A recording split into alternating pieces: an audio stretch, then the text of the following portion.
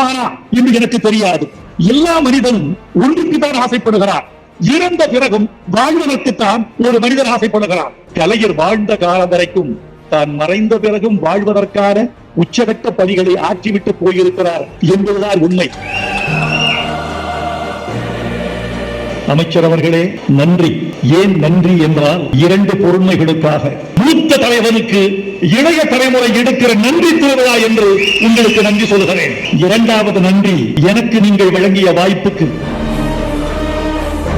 தமிழர்களாக நாம் நம்முடைய முத்தமிழர் கலைஞர் அவர்களை கொண்டாடுகிறோம் என்று சொன்னால், அவர் இந்த சமுதாயத்திற்கு ஆற்றிய பல்வேறு சாதனைகள், பல்வேறு திட்டங்கள், அதன் மூலமாக தமிழக மக்கள் அவரை பாராட்டுகிறார்கள், போற்றுகிறார்கள். இது ஒரு பக்கம். ஆனால் வெறும் தமிழர்கள் மட்டும்தான் அவரை பாராட்டுகிறார்கள், போற்றுகிறார்களா?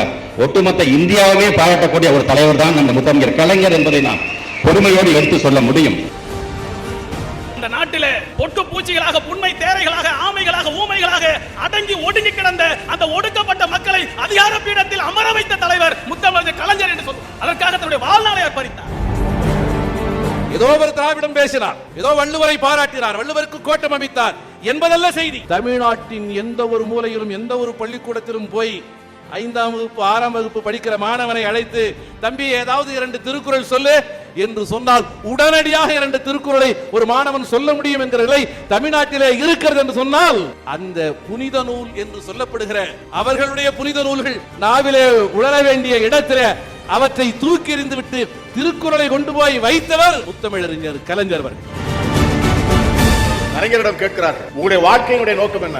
ஏறக்குறைய 75 ஆண்டு காலம், ஒரு நூற்றாண்டு காலம் தமிழகத்தினுடைய எந்த அரசியல் நிகழ்வும், எந்த அரசியல் முன்னெடுப்பும், எந்த அரசியல் முடிவுகளும் இந்த ஒரு மனிதனுடைய இடர்பாடு இல்லாமல், ஈடுபாடு இல்லாமல், தலையீடு இல்லாமல் நடந்ததில்லை. 75 ஆண்டு காலம். அவரை பார்த்து கேட்கின்ற போது அவர் சொல்லுகிறார், என் வாழ்க்கையினுடைய ஒரே நோக்கம் என்னவென்று சொன்னால், மதத்தினுடைய ஆதிக்கத்தையும் சாதியினுடைய ஆதிக்கத்தையும் அதனுடைய முதுகெலும்பை உடைப்பதுதான் என் வாழ்க்கையினுடைய நோக்கம்.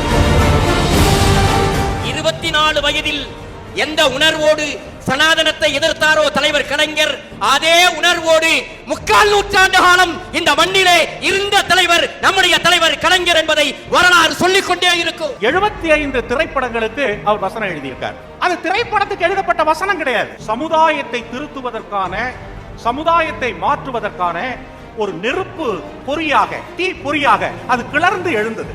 அந்த வசனம் எல்லாம் நீங்க பார்க்கலாம். சினிமாவை ஒரு சாதனமாக பயன்படுத்தினார். கோயில் கூடாது என்பதற்காக அல்ல, குடியவர்களின் கூடாரமாக இருக்கக்கூடாது என்பதற்காக. பல நிகழ்வுகள் இருந்தாலும் ஒவ்வொருவரும் அதை ஒதுக்கி வைத்துவிட்டு அன்பில் மகேஷ் போய் அவங்களை அழைக்கிறான். அழைப்பது எதற்காக? கலைஞர் நூற்றாண்டை கொண்டாடுவதற்காக என்று வருகை தந்திருக்கின்ற அனைத்து நல்ல உள்ளங்களுக்கும் இந்த நேரத்தில் எங்களுடைய தெற்கு மாவட்டத்தின் சார்பாக நன்றியினை தெரிவித்து இந்த உரையை நிறைவு செய்கிறேன். நன்றி, வணக்கம்.